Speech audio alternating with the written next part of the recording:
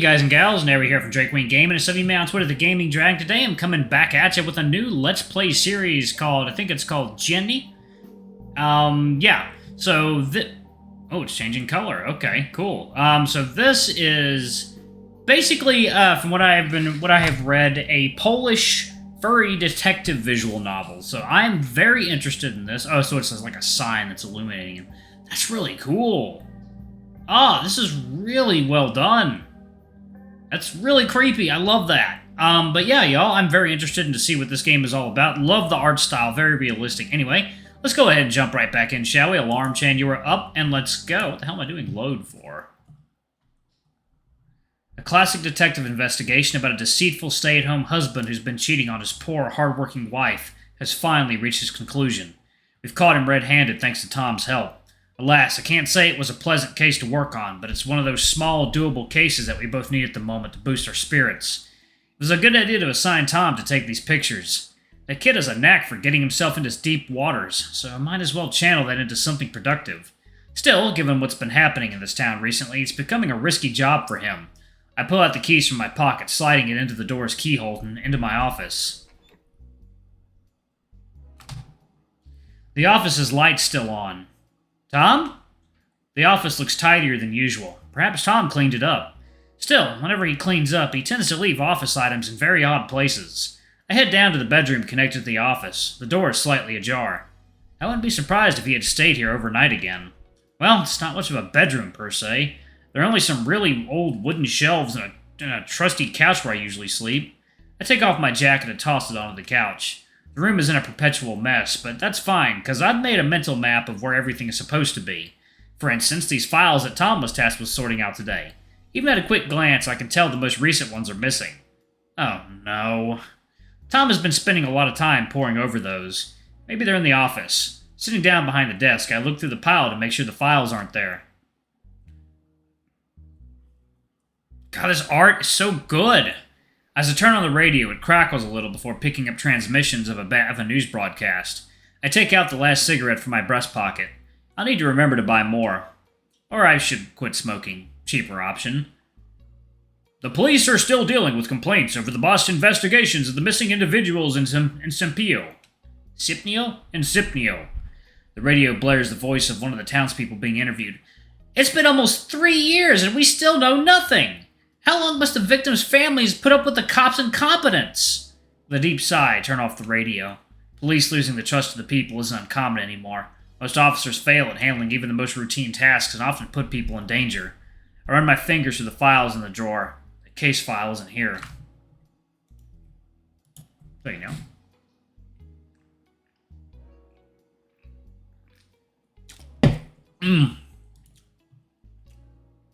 Oh man. Did Tom take it? I take out my cell phone to dial Tom's number, but I realize the battery's already dead. At least the office telephone is always working. Hey, it's Tom. Sorry I can't answer right now. Please leave me a message. Damn it. I dial his house number instead. Hello? Carol, it's Marcus. Is Tom home? Wasn't he with you? He hasn't come back home yet. Did he do something? Nah, nothing good. Nah, nothing. Goodbye. I immediately return the telephone handle back to its cradle. With keys in hand, I dash downstairs. He probably thinks he's helping, but I'm honestly afraid he might be making things worse. I head out of the building and hop into my car. Within moments, I'm speeding through the familiar streets of this seemingly tranquil town.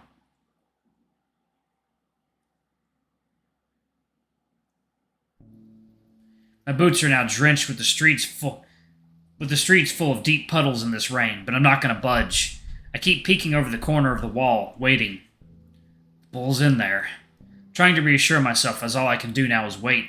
This is the place. The place our missing guy has been visiting recently.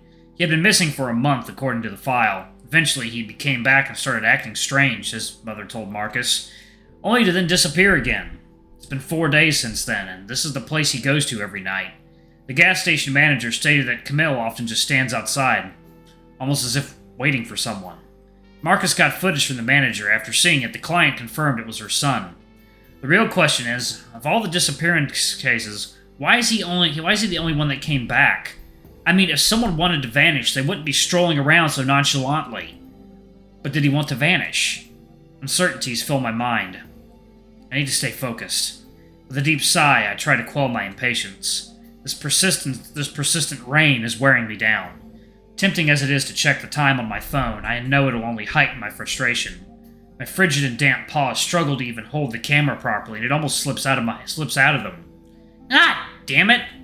Just then, the wind chime sings. I rub the rainwater off my brows, trying to focus on the figure leaving the gas station. It's him. I spot his horns first, which match the ones in the pictures. There aren't that many bulls living in this town. It's definitely him. I snap a picture just in case. Keeping a safe distance to avoid being spotted, I start following him. Even having done this before, I get nervous. The pitter-patter of rain thankfully muffles the sound of my footsteps. Although the tricky part is to avoid stepping in the puddles. The bull presents a towering figure, the streetlights casting a huge shadow behind him. I shift between different hiding spots behind a lamppost, next to a row of flower pots, right behind an old bare tree. Thank you, water time.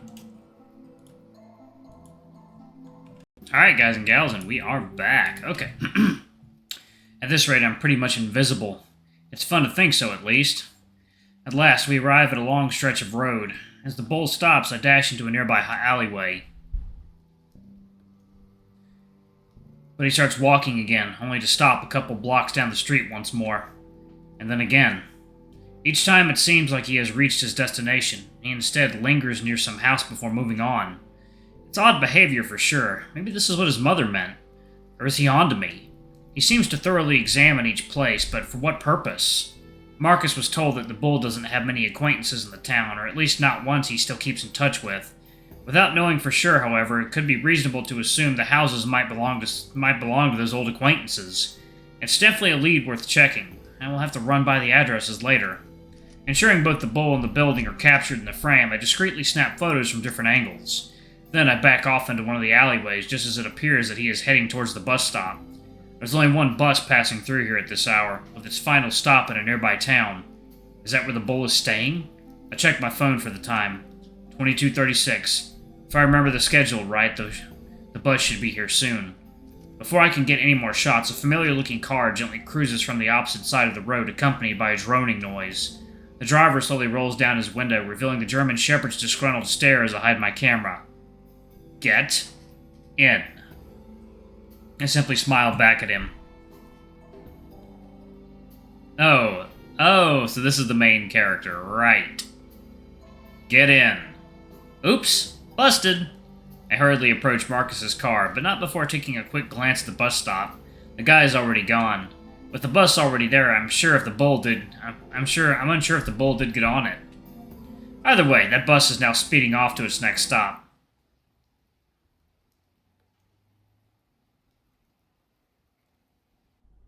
The mood is quiet except for the occasional roar of the car engine when Marcus presses the pedal. The raindrops falling onto the windshield set almost like the static noise you hear on TV.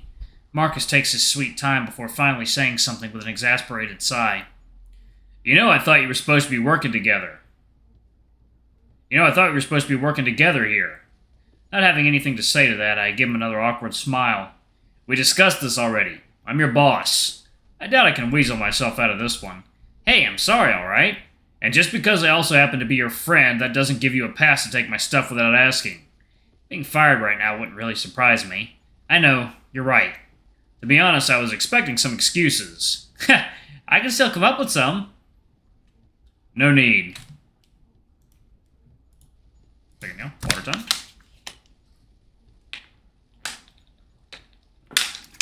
Oh, yeah. You have them with you? The files? Yeah, in the bag. You didn't get them wet, did you? Marcus focuses on the road while holding a cigarette between his fingers. He occasionally puffs out smoke.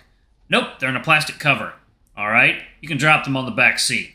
I nod, shifting around with the seatbelt as I retrieve the case files from my bag. Following Marcus's request, I placed them in the back seat. What made you take them? You knew I was going to find out. There was a phone call from the gas station. Shortly after you left. The manager, I think. He couldn't reach you on your cell phone. Marcus reaches into his pocket, pulling out his phone. It's dead. He said that Camille was there. So did you learn anything useful? He was acting strange when I was following him, inspecting some random houses in the neighborhood. At first I thought maybe he was hiding in one of them. The German Shepherd fumbles around with one hand as he tries to plug in his phone, his ears twitching to signal that he's still listening. But that wasn't the case. Instead, he was just snooping around. I took some pictures of him. I relay all of my observations, mentioning the addresses of the places he was inspecting. Finally, I get to Camille walking to the bus stop. He probably got on the bus? If you mentioned it earlier, we could have followed it. It was already leaving when you came. Never mind that. I'll check the photos soon, and I'll personally handle the investigation, alone from now on. Come on, I want to help. We already talked about this. You're supposed to do everything under my guidance, remember? That was the deal. Yes. You can't be playing detective. You don't have a license.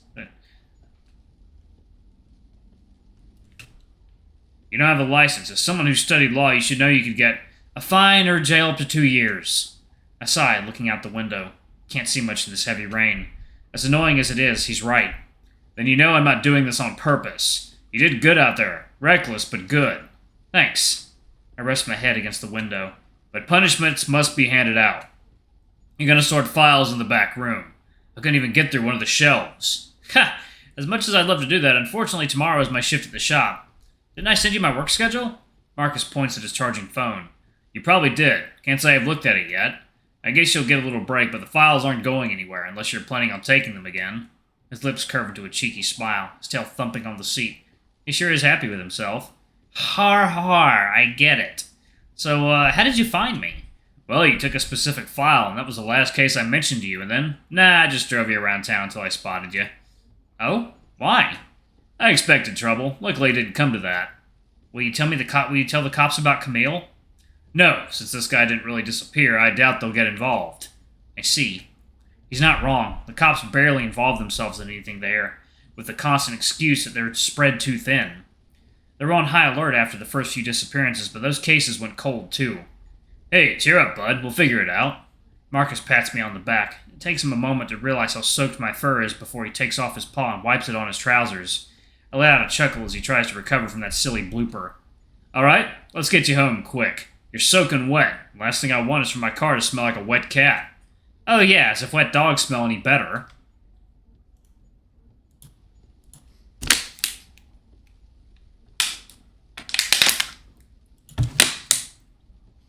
I give him a smile before turning my head to look out the window again, my house now in sight. Anyway, I'll involve them as soon as I know more. Alright. As we stop at the front, Marcus suddenly grabs my wrist firmly, almost as if trying to pull me back into the car. Before you go, after the last time, has he... Not since you broke his nose. Alright, good. Just checking. I nod at him as I exit the car, leaving my camera bag on the seat. Don't worry about the camera. I'll transfer the photos and return it to you later. That's fine. See you around, boss. As the rain finally subsides, I stand there and wave at him. I guess when it comes to detectiving, I'm going to be stuck behind the desk.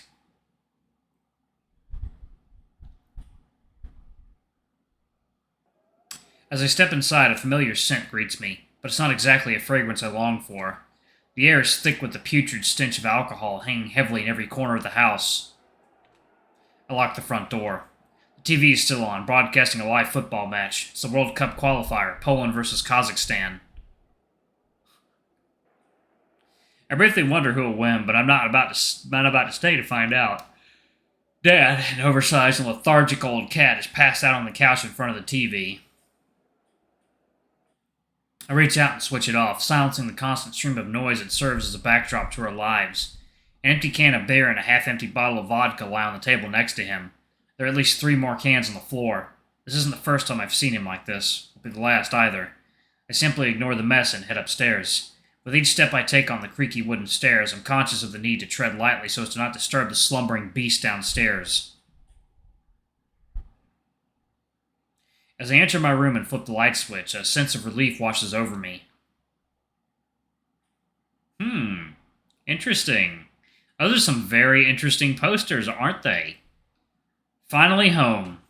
This room is the only place in the house where I have any semblance of normalcy. My desk is stacked full of comics, newspaper cutouts, and notes. A bottle of my meds is next to the stationery. I forgot to take them today. It was stupid of me. I take the pill and swallow it quickly while stashing the bottle into the drawer. Not today, demons. I should probably charge my phone. I give myself a pat down, and that's when I realize my phone's missing. Shit! Where is it? Maybe I left it somewhere. I rummaged through my pockets one last time, finding nothing. I probably put it in my camera bag, meaning Marcus has it. Whatever, it's fine. I can wake up without an alarm, no problem. I'm screwed.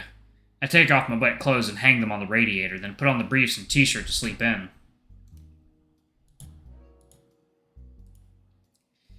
Instead of lying down, though, I keep glancing at my desk. I just can't help myself. I know Marcus said he'll take care of things, but I pick up my notes, trying to see if there's anything I've overlooked about the bull. Camel Novak.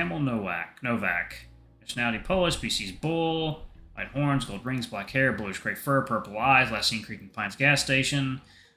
Came home after disappearing for a month, disappeared again 4 days later. Police didn't entertain the second report from his mother. According to the owner and workers, he often stands outside, sometimes buys cigarettes before leaving. Footage shows him there many times after his disappearance. His mother confirms that it's him in the footage. Who knows, was found inspecting random houses. Need to check those houses later.